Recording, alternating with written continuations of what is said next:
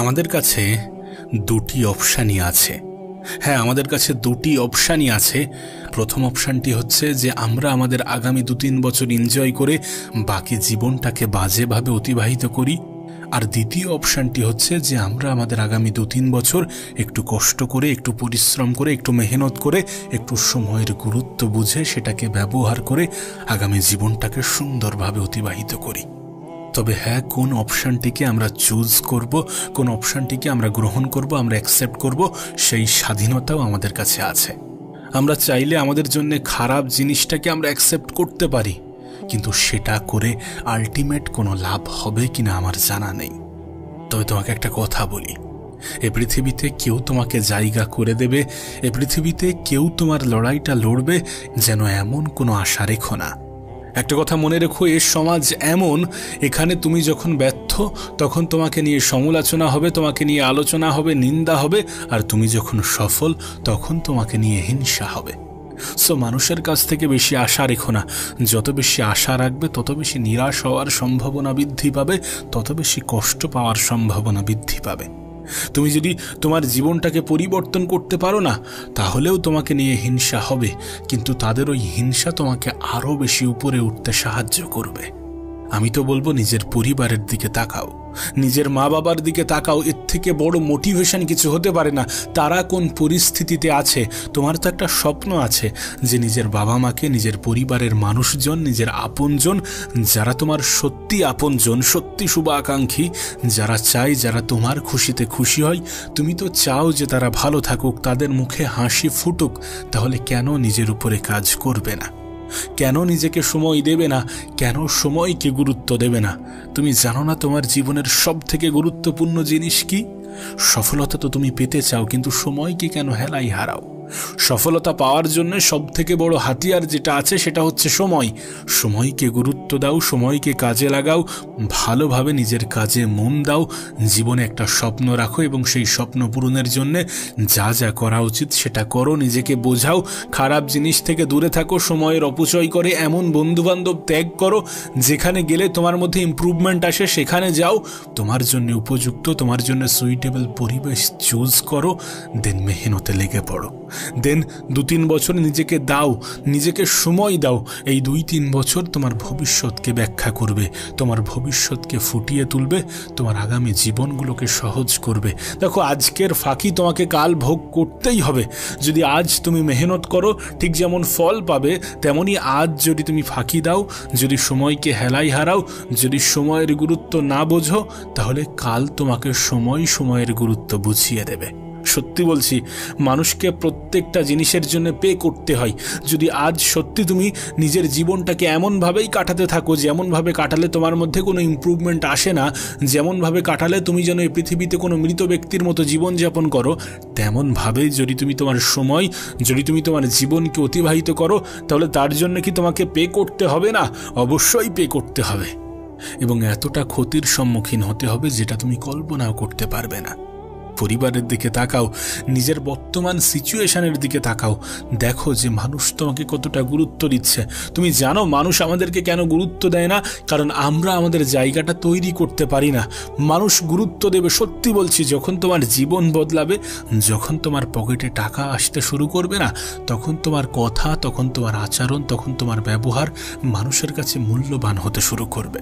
তখন তোমার কথাগুলোকে মানুষ মূল্যবান ভাবতে শুরু করবে। আজ যেমন মানুষ তোমাকে ক্যাজুয়ালি নিচ্ছে, কাল তেমনটা নেবে না।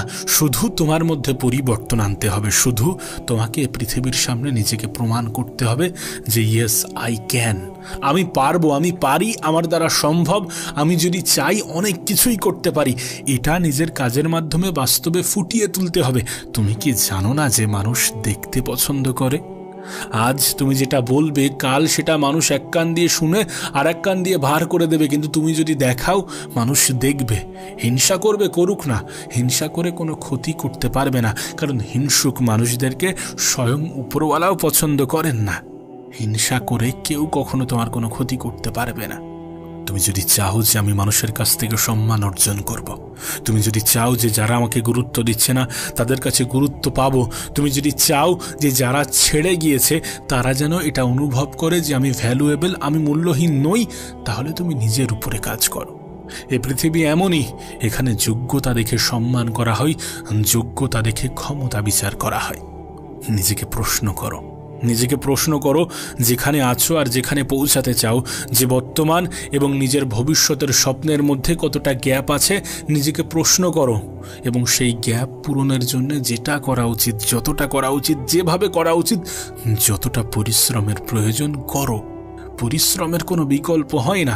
তুমি তো তোমার সময়কে অপচয় করে দেখেছো, 24 ঘন্টা সময়টাকে তো অপচয় করে দেখেছো। এবার একবার নিজে কাজে লাগিয়ে দেখো না, একবার পরিশ্রম করে দেখো না। পরিশ্রম মানুষকে ধোঁকা দেয় না, বিশ্বাস করো।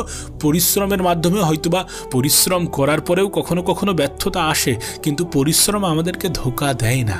পরিশ্রম করার পরে যদি ব্যর্থতা আসে, সেই ব্যর্থতা আমাদেরকে শেখায় যে পরবর্তী সময়ে যাতে ব্যর্থতা না আসে সেটার জন্য কি করা উচিত।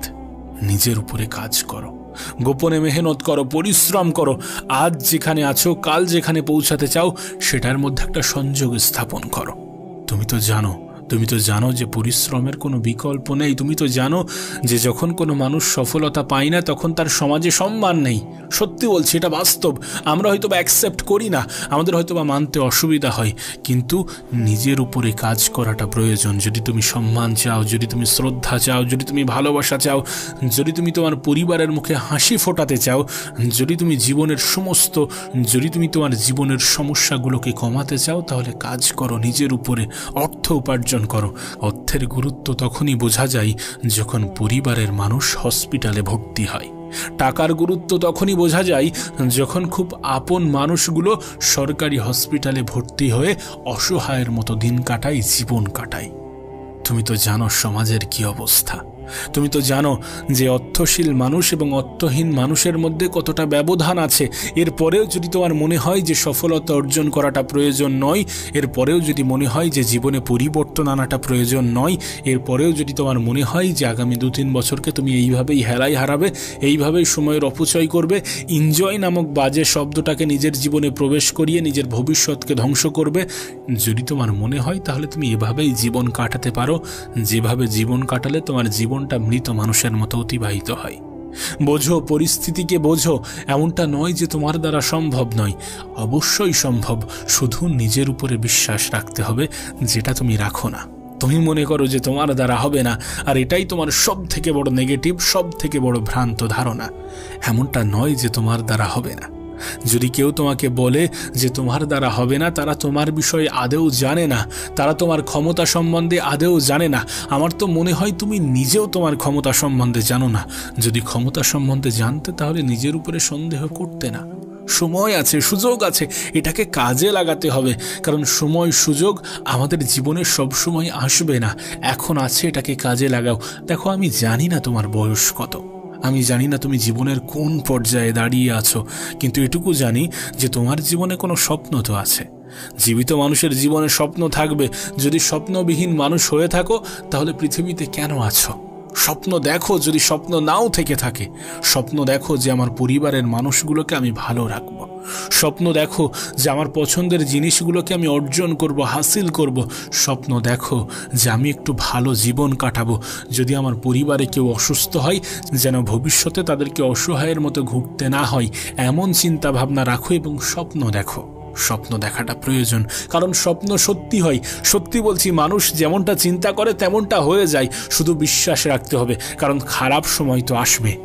জীবনের যাত্রা যত বড় হবে, স্বপ্ন যত বড় হবে, তত বেশি খারাপ সময়ের মুখোমুখিও তোমাকে হতে হবে, এবং সেটার জন্য নিজেকে প্রস্তুত রাখতে হবে। তুমি কি নিজেকে প্রস্তুত করছো বা করেছো? করো। যদি নাই করে থাকো, তাহলে করো। আর মেহনত করো, পরিশ্রম করো। পরিশ্রম তোমাকে কখনোই ধোঁকা দেবে না। উপরওয়ালা পরিশ্রমী ব্যক্তিদেরকেই অধিক পছন্দ করেন, এবং তিনি তাদেরকেই পুরস্কৃত করেন যারা চেষ্টা করেন। তুমি যদি চেষ্টা করো, তাহলে কেন তোমাকে পুরস্কৃত করবেন না? আর তোমার হাতে তো চেষ্টা আছে।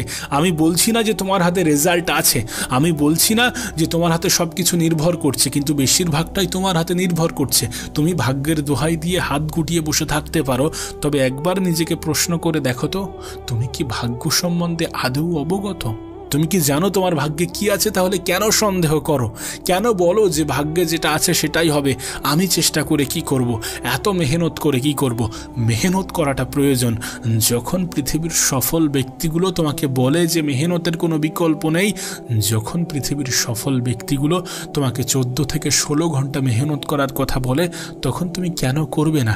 আমি জানি না তুমি জীবনের কোন পর্যায়ে আছো।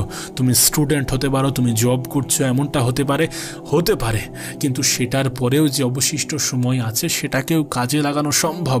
আর যারা এমনটা করছে তাদের জীবনে কি পরিবর্তন আসছে না?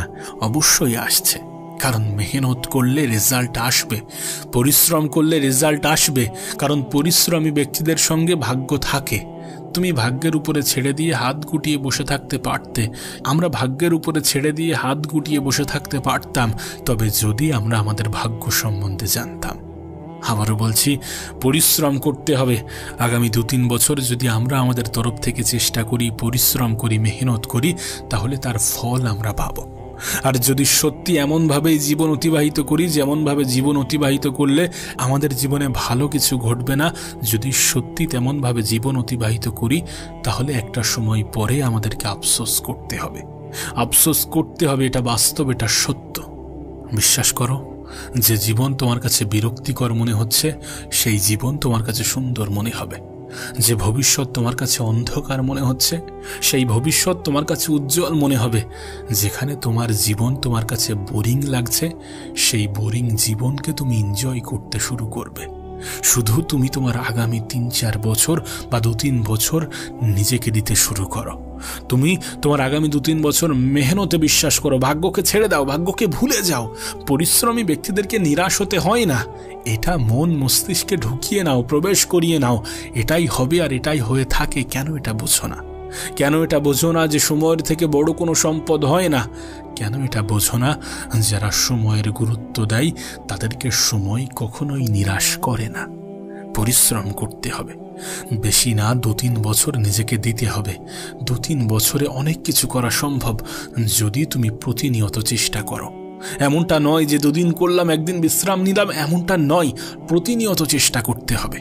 তুমি জানো না তোমার কতটা ক্ষমতা। সত্যি বলছি, তুমি যদি তোমার ক্ষমতা সম্বন্ধে অবগত হও না, কখনোই নিজের উপরে সন্দেহ করবে না।